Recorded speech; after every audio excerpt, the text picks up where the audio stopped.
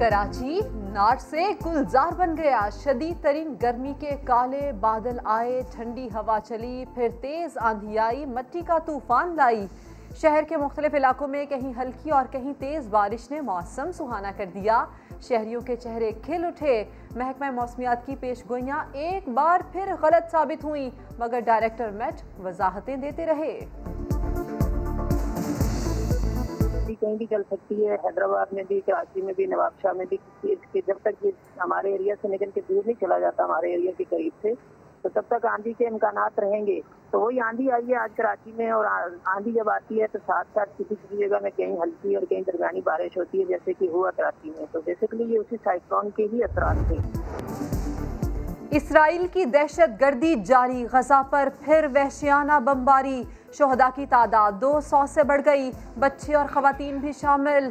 महकमा सेहत का मरकज़ सेहत और कोविड-19 की वाहिद लेबॉर्ट्री तबाह कर दी गई। हिलाल अहमर का दफातर मुतासर, यतीम खाना भी मलबे का ढेर बन गया।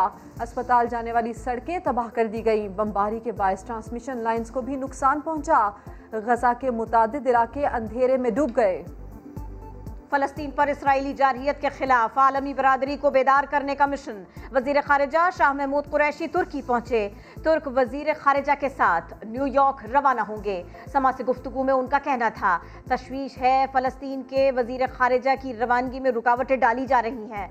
फलस्तीन की सूरत हाल पर इजलास में फलस्तीन का वजीर खारिजा ही न हो तो क्या तासुर जाएगा।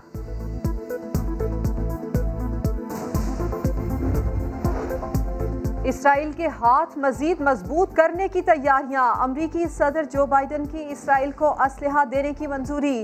बाइडन इंतजामिया इसराइल को $735 मिलियन का जदीद असलहा फरोख्त करेगी। जो बाइडन का नेतन्याहू से टेलीफोनिक राबता। गजा पर बमबारी और बेगुनाह शहरियों की शहादत पर मजम्मत तक न की। जंग बंदी पर जोर देते रहे। हमलों को इसराइल का हक दिफा करार दे दिया। चीन का अमरीका से इसराइली मजालिम रुकवाने का मुतालबा। मिस्र ने इंसानी हमदर्दी और फलस्तीनियों से इजहार यकजहती के लिए रफा सरहद खोल दी। मजलूम फलस्तीनियों पर इसराइली मजालिम के खिलाफ दुनिया भर में एहतजाज। इसराइल से फलस्तीनियों पर मजालिम बंद करने का मुतालबा। समा टीवी का भी फलस्तीनी अवाम से इजहार यकजहती, अपने लोगों पर फलस्तीनी झंडा लहरा दिया।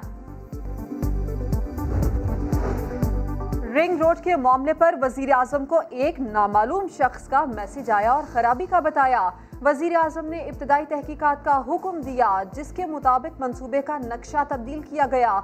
नून लीग और पीपल्स पार्टी की हुकूमत होती तो इंक्वायरी ना करती। वजीर इत्तलात फवाद चौधरी की प्रेस ब्रीफिंग, कहा रिपोर्ट में जुल्फी बुखारी और गुलाम सरवर खान का कोई तज़किरा नहीं।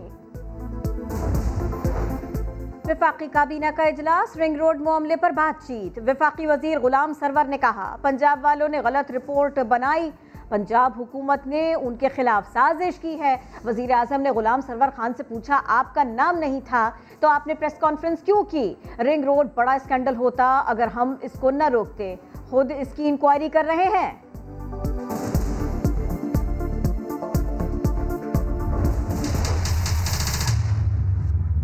हर वजीर पे करप्शन का केस है, रिंग रोड का केस आ गया, सैकड़ों अरब की करप्शन है। अब फिर एक रिपोर्ट बनेगी, फिर बातें होंगी, कोई आदमी गिरफ्तार नहीं हुआ आज तक। स्पेशल असिस्टेंट ने इस्तीफा क्यों दिया? उसका तो हुकूमती महकमे के साथ ताल्लुक ही नहीं होता। चोरी छुपाने और मुजरिमों को बचाने का मामला नहीं चलेगा। नून लीगी रहनुमा शाहिद खाकान अब्बासी की तनकीद, कहा ये लोग पैसे बनाने आए हैं, हुकूमत जाते ही ये वजीर पहली रात जहाज से भाग जाएंगे। देखिए, नैब न्याजी गठजोड़ न्याजी साहब की इंक्वायरी करेगा। इसकी इंक्वायरी इमरान खान को गिरफ्तार करके बुजदार जिन्होंने हुक्म के इम्प्लीमेंटेशन ऑर्डर्स दिए उनको हथकड़ियां लगाकर हो सकती है। उसके अलावा कोई इंक्वायरी काबिल कबूल नहीं। नून लीग की तर्जुमान मरियम औरंगजेब का वजीर आजम और वजीर आला पंजाब की गिरफ्तारी का मुतालबा। प्रेस कॉन्फ्रेंस में कहा, वजीर आजम और सरदार उस्मान गुजदार के होते सरकारी रिकॉर्ड टेम्पर हो रहा है। इसी तरह बनीगाला रेगुलराइज किया गया। कनीज़े अव्वल अपनी झूठी रामलीला में रोजाना एक नए शगुफे का इजाफा करती हैं। शाही चेलों और कनीज़ों के डकैत लीडर्स अवाम को कर्जे में डबो कर गए। फिरदौस आशिकवान का जवाबी वार, कहा नून लीगी चेलों और कनीज़ों का चीखना चिंगाड़ना किसी काम न आएगा।